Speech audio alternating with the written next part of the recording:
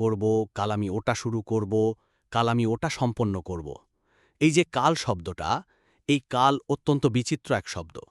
আমরা সব সময় এটাকে আসতে দেখতে পাই, কিন্তু এটা আশাতে বর্তমানে পরিণত হয়। আবার আজ নতুন কাল দেখতে পাই, তার জন্য অপেক্ষা করি, যখন সেটা সামনে আসে বর্তমানে পরিণত হয়। এই কাল সবসময় একটা মিথ্যে সান্ত্বনা দেয় যে সে আসছে, কিন্তু সে কখনোই আসে না।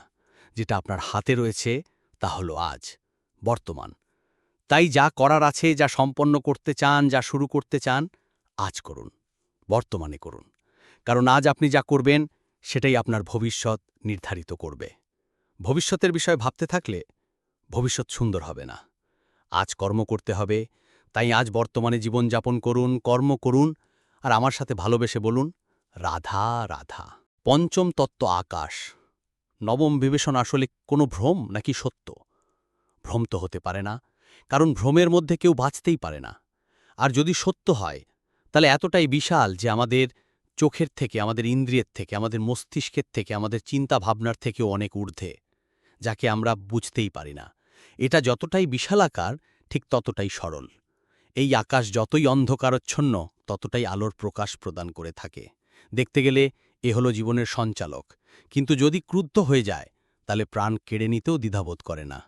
এই আকাশ শুধুমাত্র পৃথিবী লোক নয়, বরং এই সমগ্র ব্রহ্মাণ্ডকে, এই সমগ্র সৃষ্টিকে, এর প্রত্যেকটা তারাকে, প্রত্যেকটা গ্রহকে একটা বিশেষ স্থান প্রদান করে। এর নিজের কোনোই অস্তিত্ব নেই, কিন্তু সকলকে অস্তিত্ব প্রদান করে। এটাই হলো এই আকাশের মাহাত্ম্য।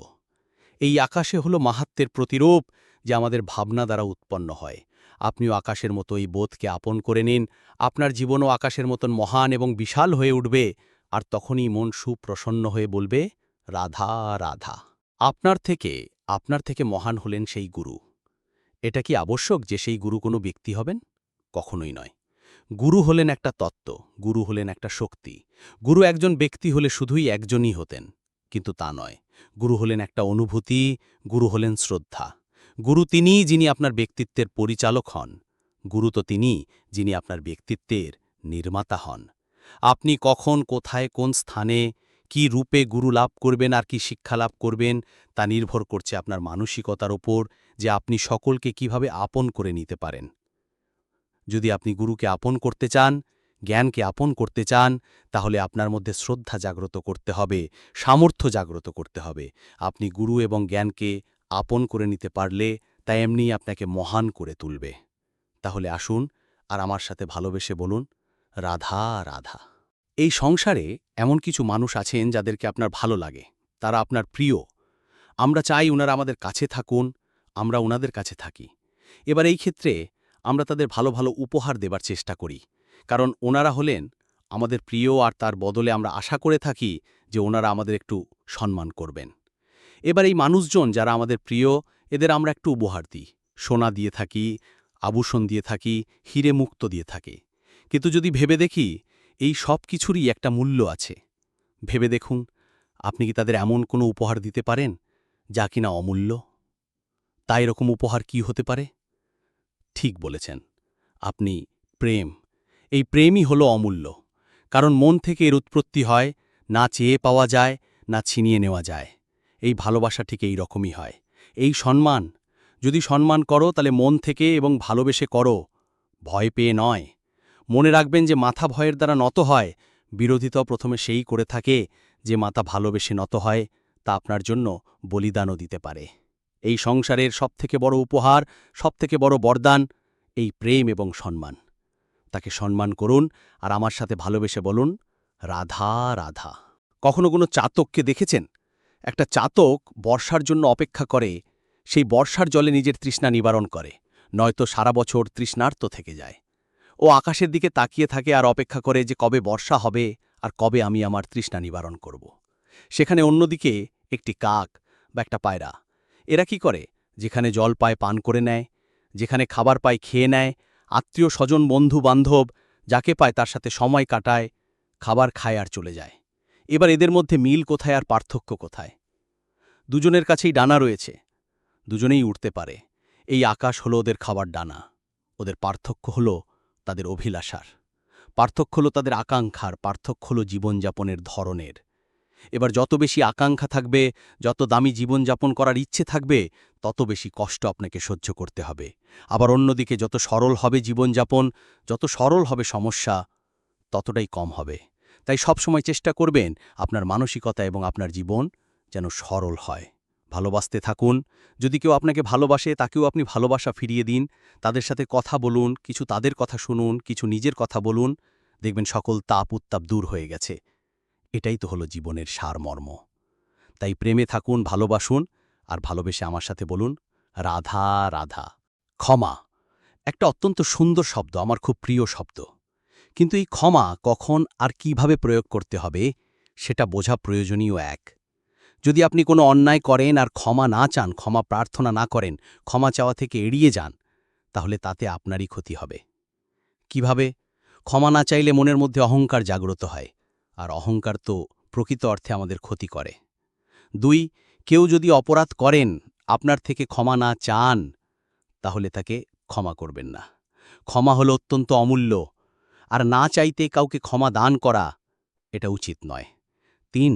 যদি কেউ আপনার সাথে অনুচিত কিছু করেন, অপরাধ করেন, আর আপনার থেকে ক্ষমা চান, তাহলে তাকে ক্ষমা করে দিন।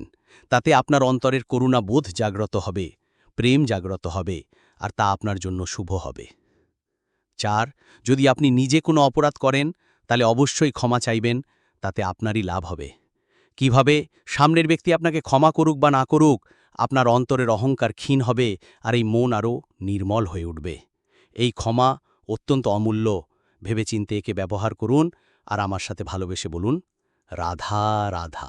একবার একজন গুরু তার শিষ্যদের পরীক্ষা নিচ্ছিলেন।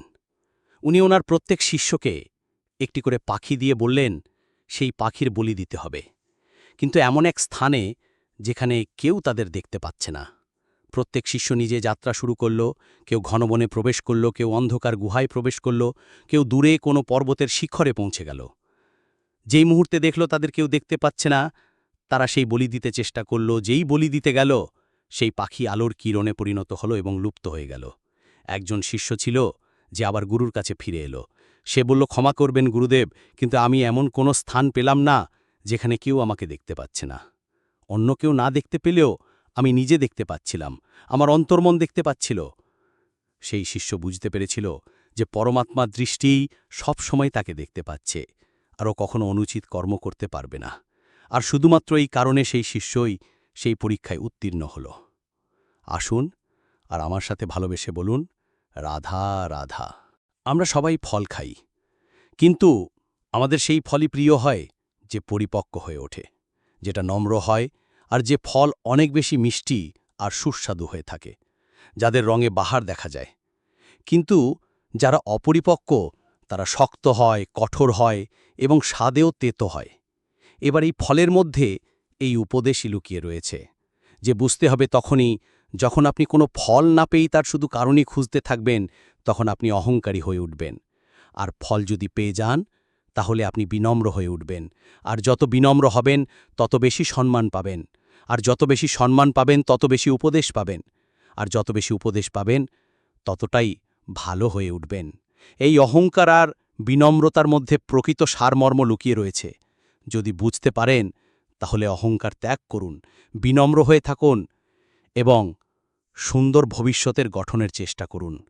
আর এই জন্যই বলতে হয় যে ফলই সেটাই সুন্দর হয় যে পরিপক্ক হয়ে ওঠে, যেটা নম্র হয়, আর যে ফলই অনেক বেশি সুস্বাদু হয়ে থাকে। ভালো থাকুন, আর আমার সাথে ভালোবেসে বলুন, রাধা রাধা।